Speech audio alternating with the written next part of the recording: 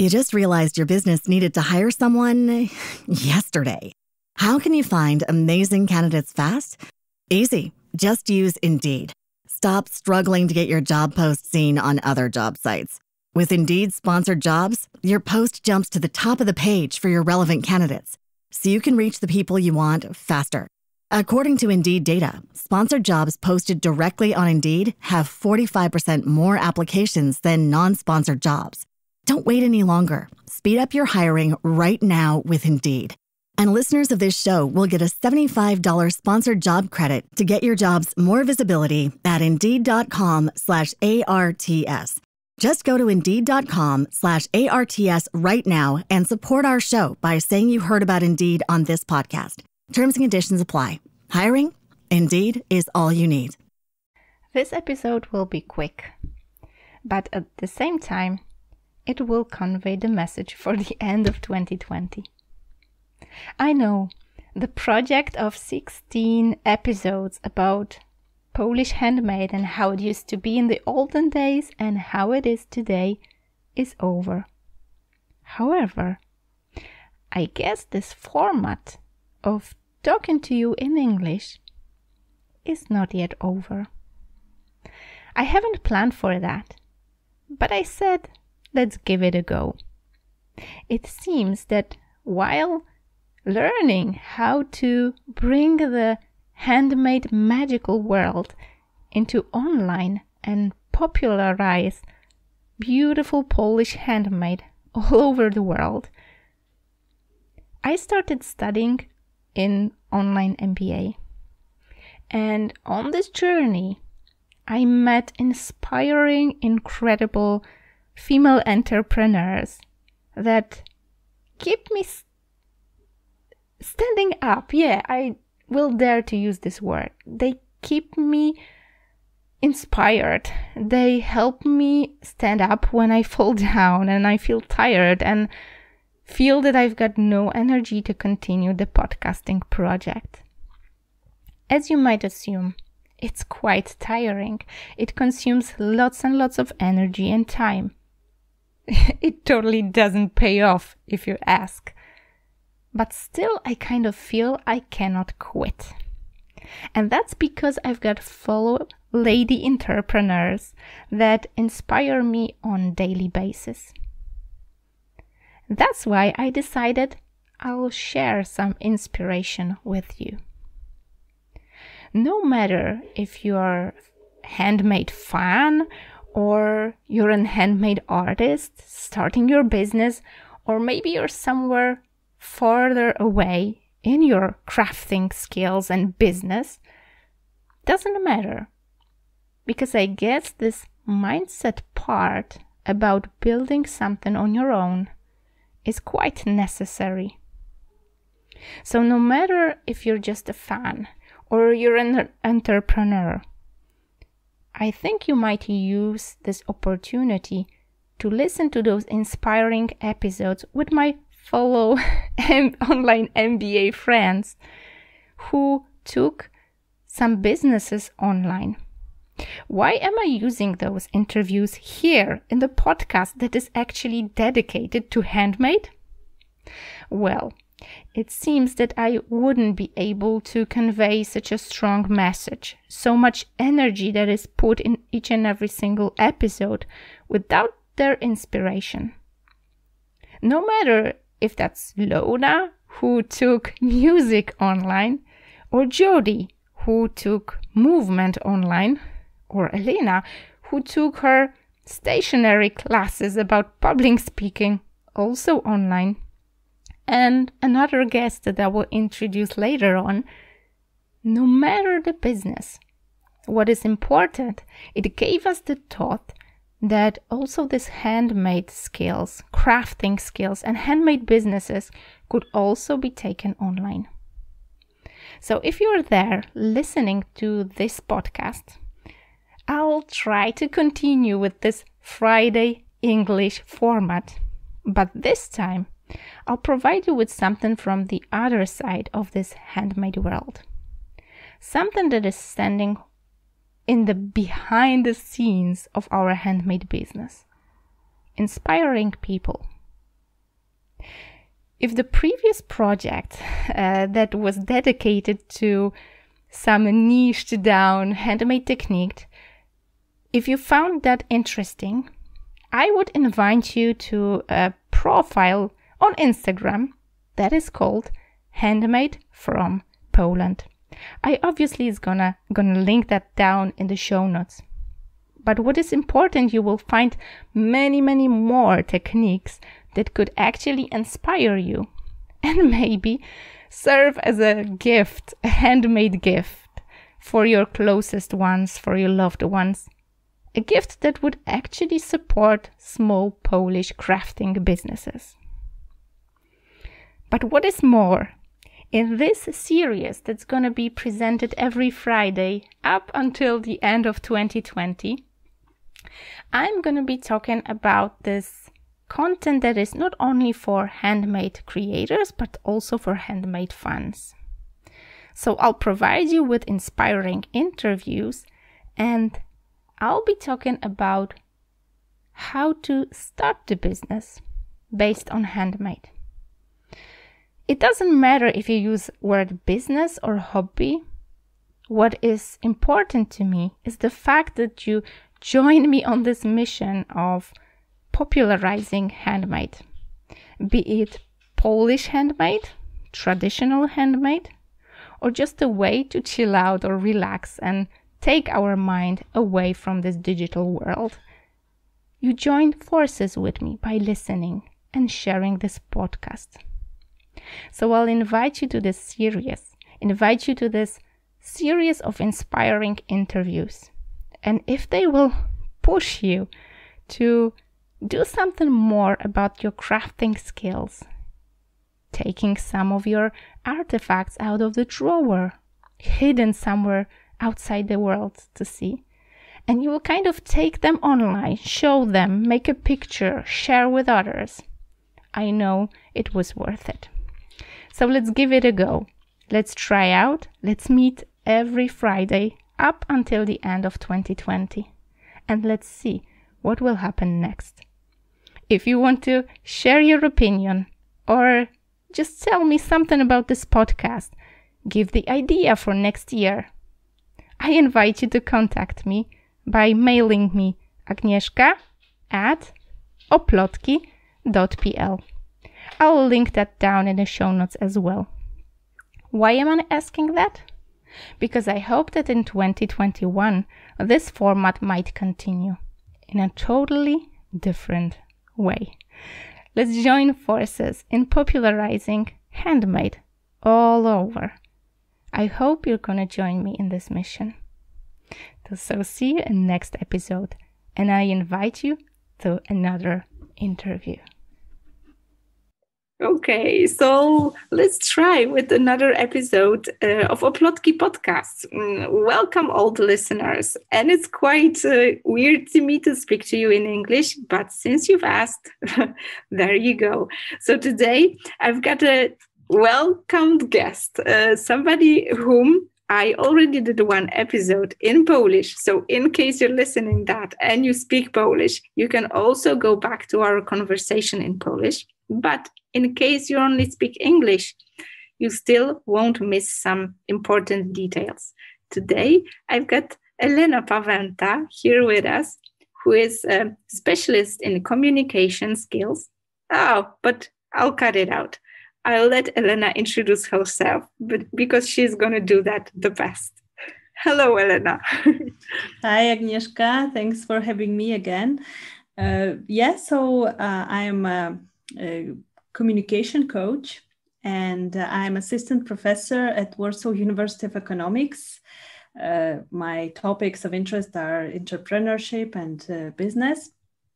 And I am organizing TEDx events in Poland.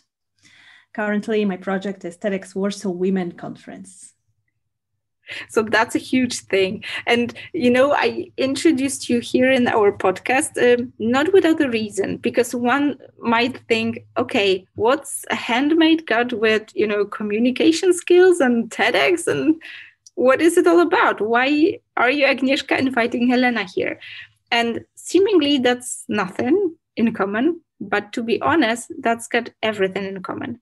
It seems to me that many of handmade artists, especially those that we introduced in last episodes, like really niched down artists, they haven't got the skill of communicating the value they provide. One might think, okay, some knitting or handmade, crochet things. What's got it for us, for, human beings? Like, what's in it to share? And that's only thing that those artists think. But once they possess those communication skills and they can kind of tell the story of the value they provide, how they make us relaxed, how they carry on the tradition and captured in this handmade, like passed on from generation to generation, even Polish tradition or tradition of handmade. That's totally different perspective. And once I started working on those communication skills or trying to teach myself how to talk about handmade and the idea of meeting people during doing those handmade workshops, everything changed for me. And I know that you're a specialist in communication, and you probably have many ideas how those skills could be improved, especially for, people who have those skills, like handmade skills, but not necessarily have the skills to talk about it. Maybe you've got some tips and tricks how to talk about such values. Yes, this is very important to talk to show value to our audience, first of all, whom we are talking to. So when we are speaking about our products, yes, we are selling something or we are advertising something. So first of all, we need to focus on who we are talking to. Yeah, who is the person on the other side, who is buying from us, who is interested in our products. And then it will be much easier. So I would not go into preparing presentations, writing them down and learning by heart. This is not what it's all about. It's all about being natural, being yourself. But first of all, know whom you're talking to. And then you can speak in terms of what do they need, what do they want. Yeah, so first, who is on the other side? What are their wants? What are their needs? And then always show them the benefits. Yeah, so when we are talking about our product, don't say that my product is the best. Say, my product can give you this value. If you buy my product, then the benefit for you will be this and that. Yeah, exactly. That's really important tip, especially now before, Christmas time, when we're thinking about ideas for gifts and presents. And especially now when we're kind of in the middle of kind of lockdown, right? We never know whether it's going to be like 100% lockdown or just like now, like semi-lockdown. We think about, presents, gifts, and handmade seems to be more accurate gift than ever. We could actually buy it online. We don't have to leave the house, and we could have something prepared, with this consciousness of preparing something special or maybe personalized with a name on it or something like that. And I always tell our handmade artists in our community that now it's the time, now it's perfect timing to talk about what you do, the value you provide, the things you can create for others, and sharing those things. But it's really important what you said. Thinking about the audience that's going to be listening is a key thing. Whom we are talking to is really important. And, I'll try to look back to what we've been talking about in our Polish episode about, how did it happen that you actually provide this kind of teachings online? I know that you haven't been doing that, before COVID, but now you're teaching online, you're doing your own podcast. So there's a lot of things you're doing online. Yeah. So it was caused by this lockdown and by the whole year 2020, everything that happened led to me to finally do what I was planning to do for some time. I was planning to do the podcast. I was planning to start my online course. Those ideas were following me for some time, but because I was so busy, I did not have time for this, because when I was training, I was doing trainings, I was traveling, so I was going to different cities, to different countries. And now with university that moved online, with a conference I organized that moved online, with the trainings that moved online, I have much more space for this creativity. And of course, it is a new world for me because I did not do this before, but I'm very grateful for this program, this online MBA that we are in, which is very helpful in going step by step and in learning this online business. Yeah, it's so precious that you've mentioned that that we're able to have somebody to lead the way. We can kind of focus on the area that we're actually good at. And then we have somebody who can translate how we should provide this knowledge to our students, to people we work with. And then it's way easier for us to kind of structure it down into simple steps and how to introduce what we know into the people who want to get to know that. That's really precious that you mentioned that. I don't want to keep you long because, as we mentioned, we already, had the recording of this Polish episode. But here, I just wanted to ask you with English,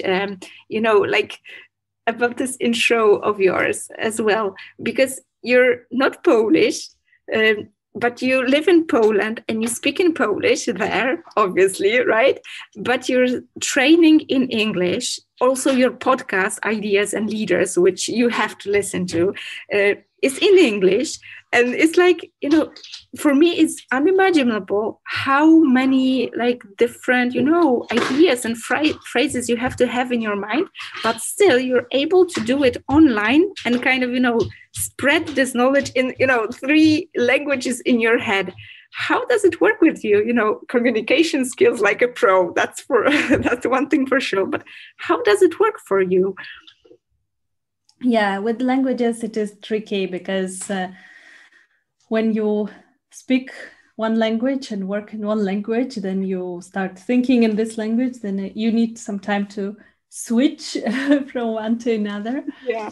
But I would say that now I'm working in both Polish and English. My native language is Russia. I'm originally Russian. I'm originally from St. Petersburg. And I don't speak this language much. So only with my family, when I speak with my sister, but I don't work in this language, although I would love to. And this is my plan. This is one of my 2 things on my to-do list, is to do some trainings in Russian, because this is my language, and I would love to keep it alive in my head. And yes, I'm working mostly in English because I have a big international network, because I was involved in several international organizations. So first of all, I'm a TEDx organizer. So I have a network of TEDx organizers all over the world. Then I'm a member of Toastmasters International organization. This is a network of clubs where people practice public speaking and leadership, which is also great. Both of those organizations are nonprofit, and both of them are aimed at education, communication, so very similar. And when I was doing my business choices, which language to use, I decided that I will go with English because I have very wide international network, and for example, only in Poland or only in Russia, I don't have such a huge network, but internationally I do. That's why I'm working mostly in English, but also in the other 2 languages as well. Well, that's really great. And, I also ask this question because I get a lot of, especially Polish handmade artists that actually know that they need to possess other skills in order to promote what they do, their art, or get to better clients. It's also in this handmade world that, the currency exchange is great for us, because when we produce in Poland and sell abroad, for example, in euros or dollars, there's always better paying off with the pricing. So we have many handmade artists who kind of get knowledge from abroad. So in a way, they have to switch to English in order to get those skills.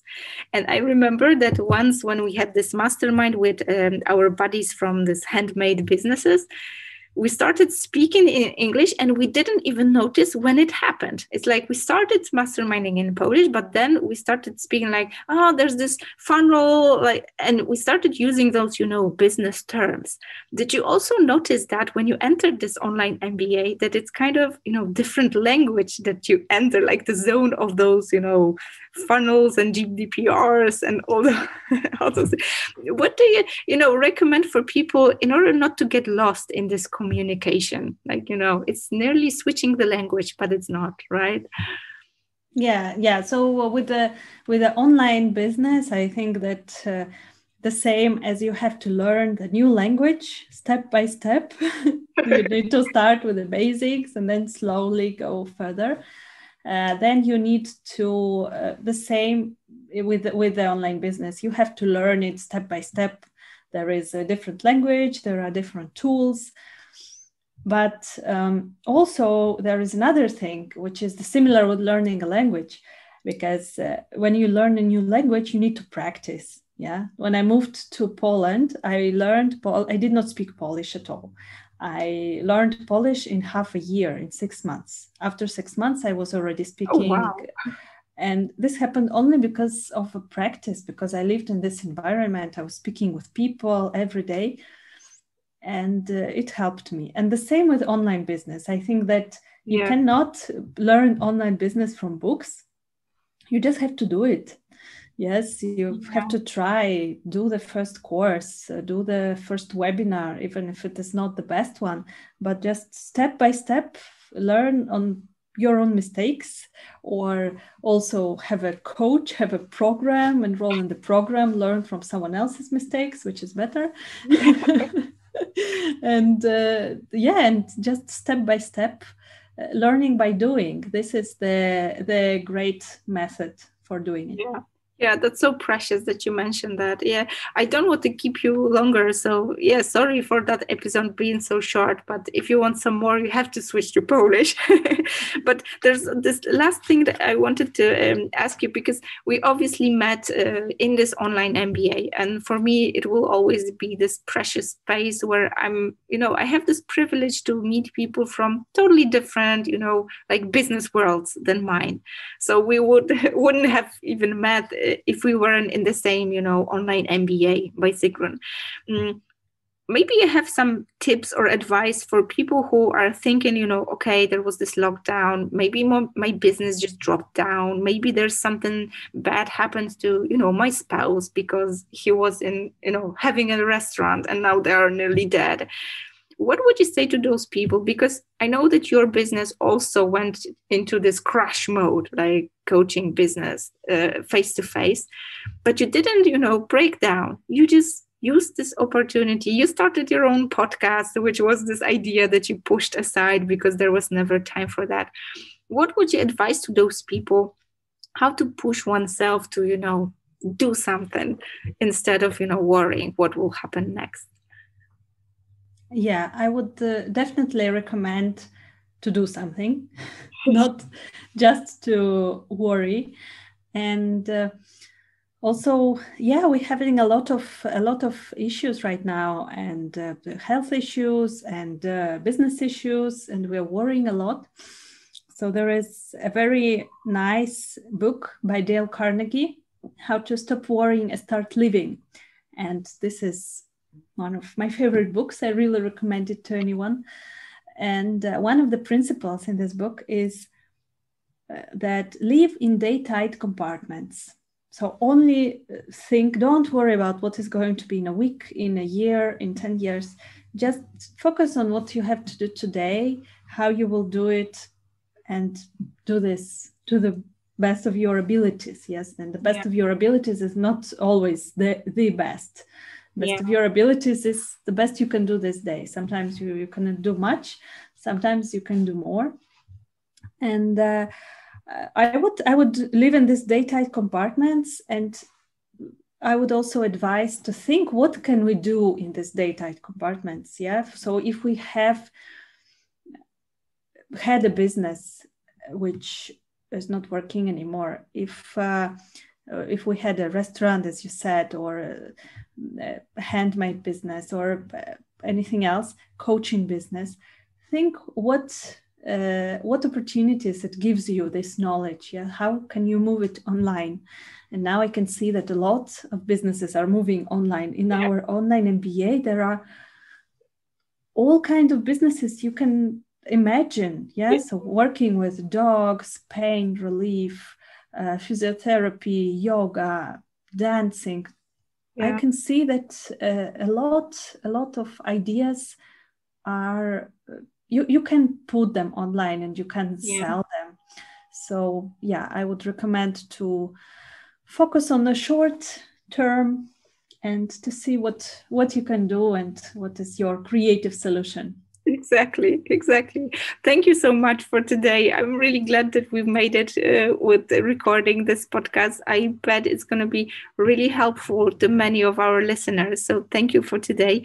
And I hope that you will also continue with your podcast, which I'm listening to, Ideas and Leaders. You also have to listen to that. We're going to link that down in the show notes. So I hope you're going to visit Elena's podcast. And thank you for today, Elena. I hope we also meet online. Thank you, Agnieszka, for the invitation. See you online.